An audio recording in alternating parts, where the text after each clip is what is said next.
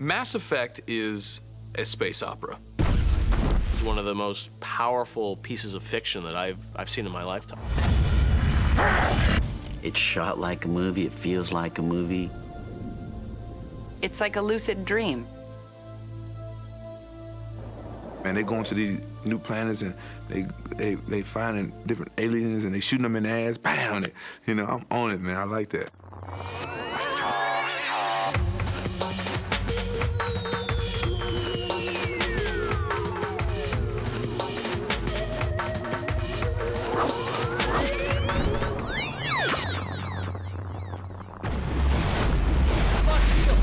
Mass Effect is a grand and epic sci-fi adventure game which kind of plays like 24 in space. The idea behind it is to try and make a role-playing game for people that helps them live those science fiction moments from classic movies that we all grew up with. Blade Runner. Over Star Wars. Minus Han Solo. Plus Babylon 5 meets Aliens. With Sean Cassidy to the 10th power. Yeah. You're a character in a distant universe, this aspirational fantasy, allowing you to do things you could never do in real life. In Mass Effect, you are the hero. You're controlling the action, and what you do can change the outcome. Ultimately, you decide the fate of the galaxy. I mean, it doesn't get any bigger than that. This game is awesome because you can completely customize your hero. You can be a woman, you can be a man. You can be a bald albino with no eyebrows. You can be a horrifically scarred Asian veteran.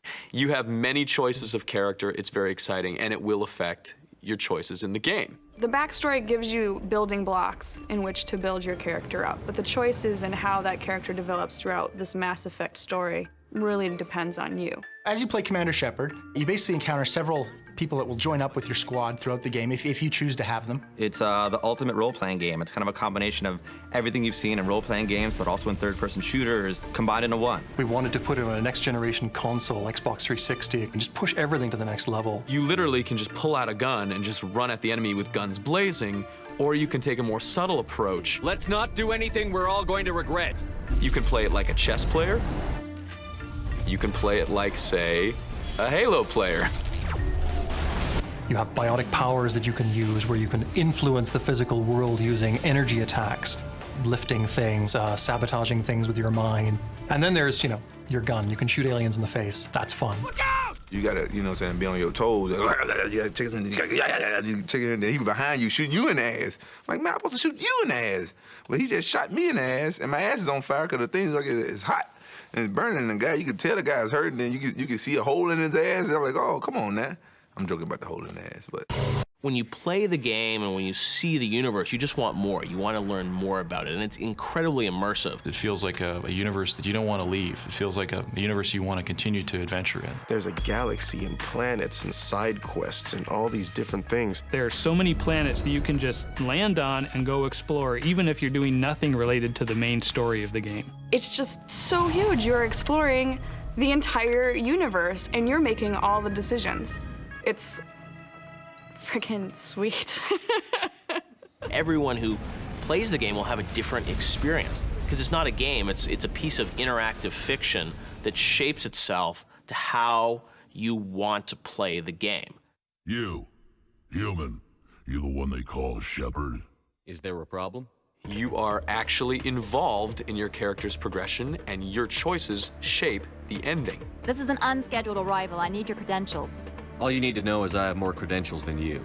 You get to be the actor and the director of your own interactive fiction. Movies are very stagnant. You cannot yell up at the actor on the screen and say, hey, move over to the left, there's an alien coming. This is like a brand new way of video gaming and storytelling. It's different, it's thinking, and it's outthinking you. I think part of the fun of playing those games when we were younger is you didn't have to think that much. It's like throwing a rock through the window. But you know, now the window throws rocks back at you and it hides and turns into things. There are these interesting moral situations in the game. You know, issues of sacrifice and torture and all these these deep problems where there's not really a right answer. Is it okay to dispose of one person? Is it okay to dispose of a colony of people? Is it okay to dispose of hundreds of people? Is it okay to commit genocide? These are difficult questions, and the answers are not obvious. All right, everybody, hang on.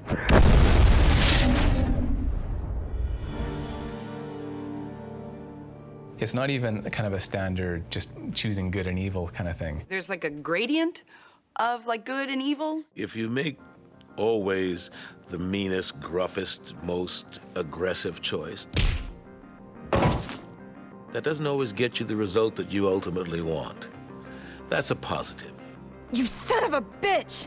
I'll make sure everyone in the Alliance sees that. Your career is over. What we've tried to do is actually say, listen, there really is no good and evil. There's your choices and the impact that they have on the world. Typically, freedom and choice in a video game is limited to whether or not you want to turn on the system or turn it off.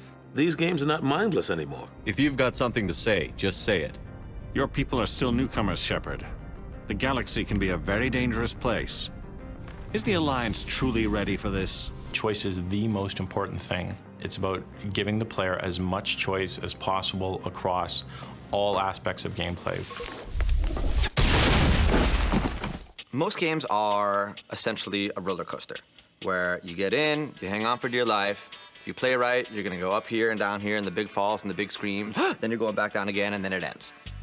With Mass Effect, it's more of a road trip, where you get in your car, you got your 3 or 4 dumb friends, and you guys are going forward. And wherever you get to is gonna propel you to the next place. And some dumb decisions you make over here are gonna put you in a problem over here. Eventually, you're gonna get where you need to go. But the way it's gonna unfold is like a mystery.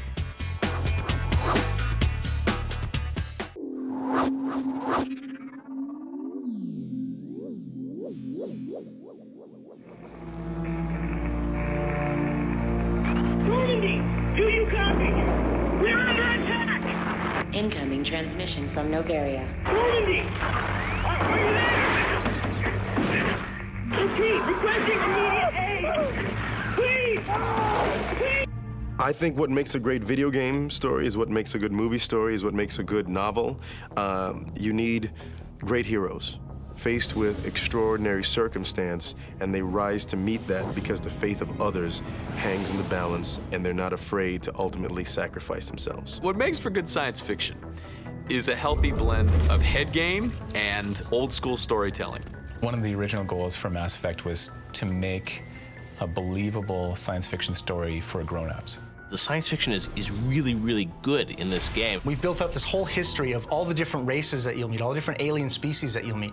We've built in detailed character backgrounds for everybody you meet in the game. We've built up a whole political system. It's really this sort of attention to detail and the depth that make Mass Effect what it is. Before we actually set out and did the story, we wanted to create a place where you could tell a lot of stories. That was the most important thing.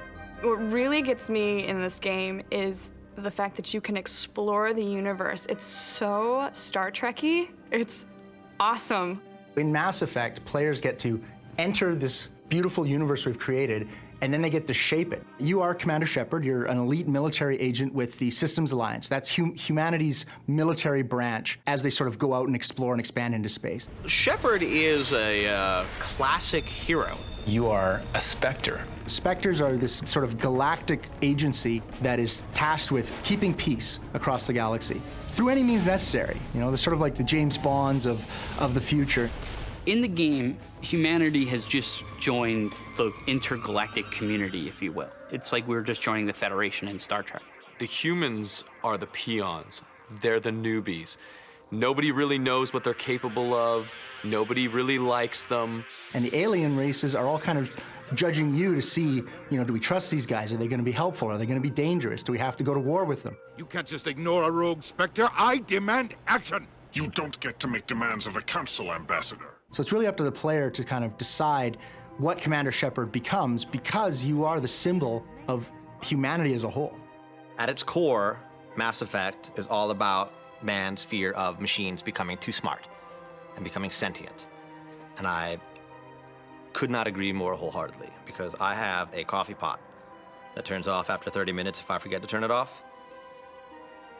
And that scares the shit out of me. Commander Shepard's kind of like a detective. He's a little bit like Deckard from Blade Runner because he is in pursuit of an evil artificial intelligence. We are under attack, taking heavy casualties. I repeat, heavy casualties. You're deciding where you're going to go in the galaxy and what you're going to do to try and expose the rogue Spectre agent that seems to know a little bit more about this stuff than you do. Saren is like a cat dragon with really long ears, and he's kind of got a pout. I think he's kind of got like really sad lips. He's like Garfield, only gray. Saren is a Turian. He's an alien species, and he is basically the top Spectre agent in the galaxy. Saren is a... There, I said it. In the game, he's basically gone rogue. He's turned against everything he believes in. And as you play through the game, you start to find out there's reasons for why he's done this. Saren is really an anti-hero. He's not a cardboard cutout, villain that I have to hate. You may disagree fundamentally with what he's trying to do, but you can sympathize with his plight. If we make ourselves useful, think how many lives can be spared. He's actually gathered a machine army. The Geth are kind of a ubiquitous enemy in Mass Effect. Overpowering artificial intelligence that are gonna come and destroy everything and have no soul. Set the charges, destroy the entire colony. Leave no evidence that we were here. I think it's gonna really shock players when they see what the Geth can do to human beings. In most games, you find that the vibe is the only good alien is a dead alien. But in Mass Effect, they actually put you in a situation where there's a lot of aliens that may have something to offer you. You're a bounty hunter. What do you get out of going after Saren? I'm not in this for the money. I want to be where the action is. The most powerful moments in the game are those moments where it's not you talking to another human, it's you talking to other races about things in the galaxy and how you see things from different perspectives. You will excuse me if I don't stand up. I have no time to entertain refugees from that urban blight called Earth. There's a lot of depth here. There's more than just, a blue alien. They've got this whole history and this whole culture. If you would speak to him as a fellow soldier, I believe he will listen to you and let the matter be. The poor bastards that made this game had to go to great lengths to ensure that they made alien races that didn't just differ in terms of how they looked, but they're actually different in the way they are culturally, the way they are with attitude, the way they are with politics and fashion sense. There's some pretty attractive looking aliens. And I think we're entering an age where people are more open-minded. People are saying traditional sexual roles don't necessarily have to be the way to go. And Mass Effect lets you maybe explore things a little differently because, let's be honest, alien chicks are hot. We've really tried for a very realistic and very hard science fiction kind of view, but we also tried to really convey the softer side of science fiction, the emotional side, the human side. Sorry to interrupt, Commander. Got a message from Captain Anderson. You've got all these morality situations where you're asked to make a judgment call. Too many people died here, Fist. You don't get to walk away. And so much what happens afterwards is going to be based on those series of judgment calls, much like life. Maybe you have to choose between one crew member and another, and whoever you choose is going to live, and whoever you don't choose is going to die, and you're going to have to play the next, 10 hours of the game without the presence of that character. And in a game as emotional as Mass Effect is, it's a great loss, and you'll feel it. We'll see that he receives a proper service once the mission is complete. But I need you to stay focused. Aye, aye, sir. You become so invested in the characters that you're running. You actually get emotional. You actually start feeling what your character might be feeling if it was an actual live person. Not every game lets you interact with everyone on screen. Not every game lets you interact with death. It gets you so involved on such a deep level in a video game.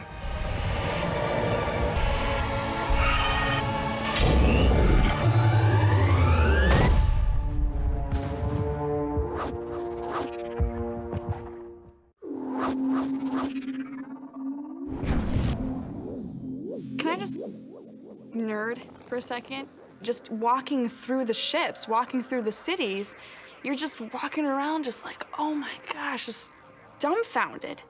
They're huge. It is an entire world on this little disc.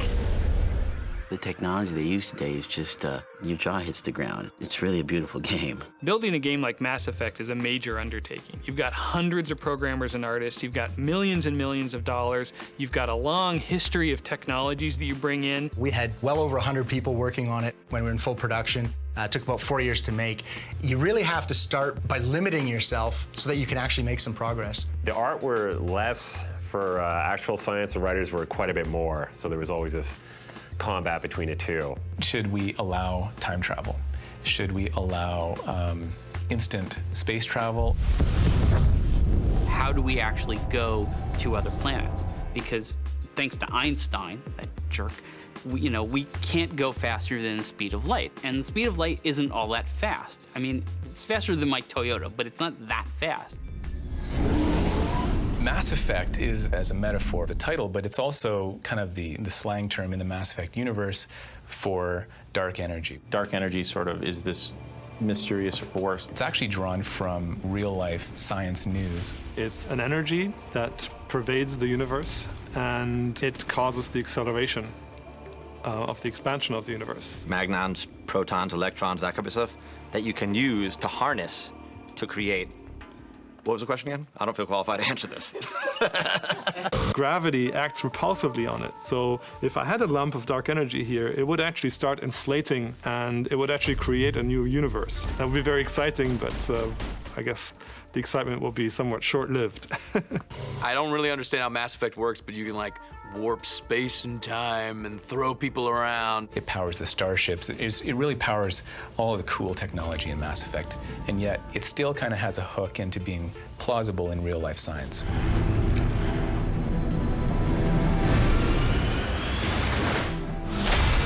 The technology they use seems realistic for the setting. It doesn't seem sort of fantastic and like, oh, now we have a thing that turns monkeys into ice cream.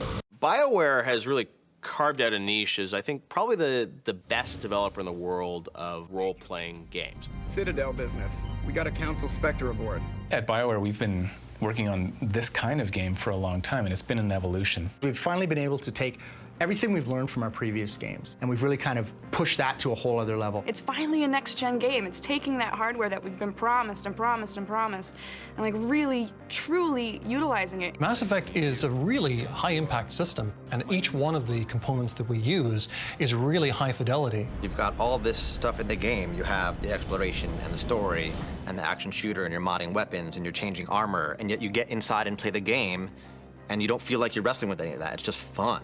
That's really what the essence of Mass Effect is. You always have something great to do. You don't taste sugar and egg and water and milk. You taste cake.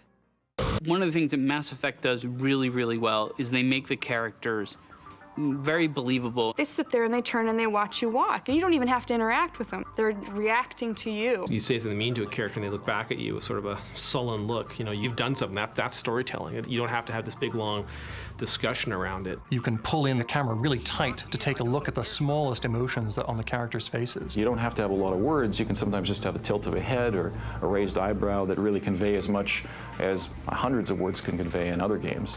There's little tells that people give off, little movements of the eyes, little things that they do that actually you have to catch, and that actually gives you a clue into something else.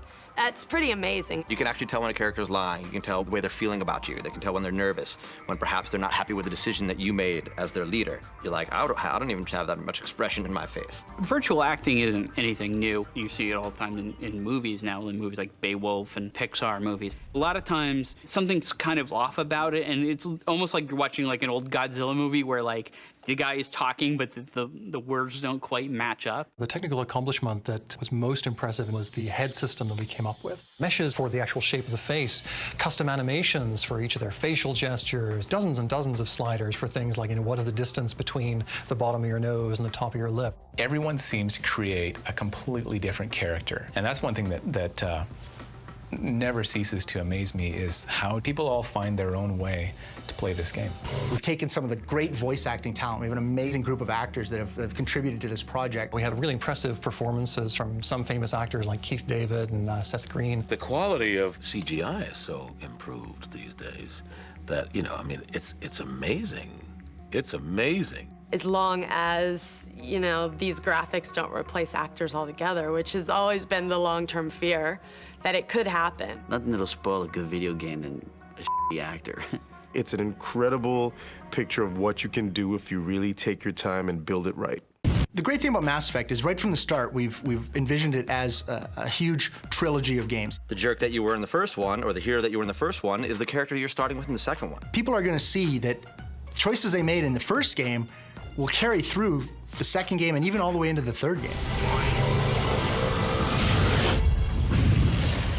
It really has taken us all of these many years to build up the amount of technology that it requires. The 360 really allowed us to build the game we wanted to build this time with photorealistic environments, photorealistic characters. The sound, the graphic quality, I mean, we pushed it pretty hard. It's dedicated to that HD TV experience, which gives you really high definition visuals. It is the game that everybody wants it to be. If games are this hot right now, I'm excited about maybe by the time that I'm 50, you could almost be in something like the holodeck. And you could play this game and get lost in the game and play it for days and days and really feel like you're in the middle of it.